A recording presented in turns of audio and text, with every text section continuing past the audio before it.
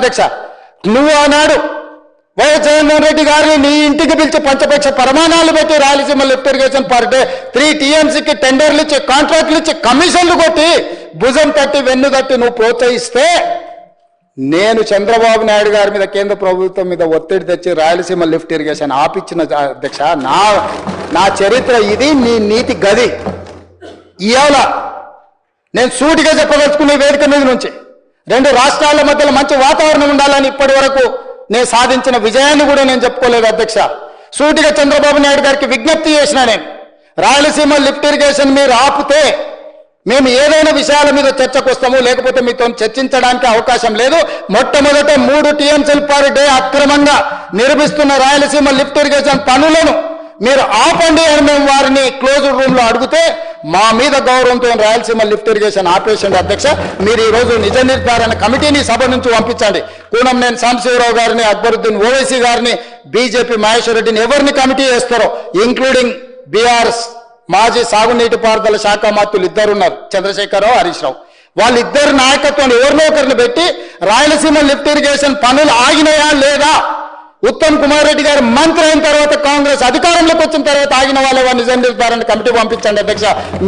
మీరు ఆదేశాలు ఇవ్వండి అధ్యక్ష. ఈ సభ నుంచి మేము అక్కడ రాయలసీమ లిఫ్ట్ 3 టీఎంసీలు పర్ డే దోపిడీని ఆపిచ్చి చర్చల పేరు మీద ఈరోజు పాలమూరు రంగారెడ్డి ఎత్తిపోతలకు అనుకూలంగా నిర్ణయాలు వచ్చి ఉమ్మడి రాష్ట్రంలో మా ప్రాజెక్టులకు మీరు ఎలాంటి అభ్యంతరాలు పెట్టకండి, మా కడుపు కొట్టకండి అని వాళ్ళ మీద ఒత్తిడి తీసుకొచ్చి ఈరోజు ఒక కొలికి పట్టుకొచ్చినాం అధ్యక్ష.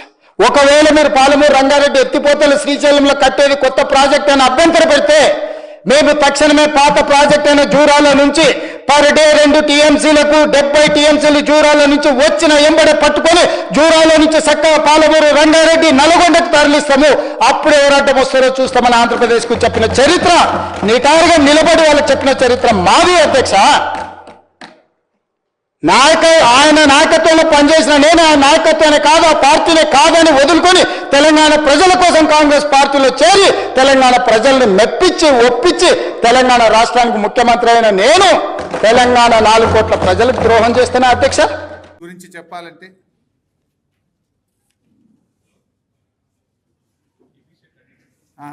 ఇప్పుడే ఆంధ్రప్రదేశ్ స్టేట్మెంట్ వచ్చింది. నేను చెవులో చెప్పినా చంద్రబాబుకు పని ఆపినా అన్నాడు కదా. ఆంధ్రప్రదేశ్ ప్రభుత్వం స్టేట్మెంట్ ఇచ్చింది. అది ఇప్పుడే ఏమని ఇచ్చిందంటే, రేవంత్ వ్యాఖ్యలను ఖండిస్తున్నాం, రేవంత్ రెడ్డి మాకు చెవులో చెప్పలేదు, మేము ఆపలేదు. ఈ ప్రాజెక్టు 2020లోనే జగన్మోహన్ రెడ్డి గారు ఉన్నప్పుడు బీఆర్ఎస్ ప్రభుత్వం ఎన్జీటీకి స్టే తెచ్చింది. ఇప్పుడు తలకాయ ఎడబెట్టుకుంటావు రేవంత్ రెడ్డి గారు, ఎడబెట్టుకుంటావు తలకాయ చెప్పిగా.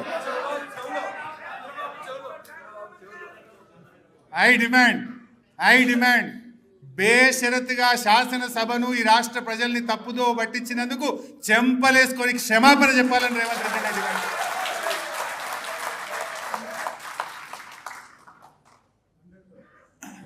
ఇట్లా ఇంకా చెప్పాలంటే చాలా ఉన్నది.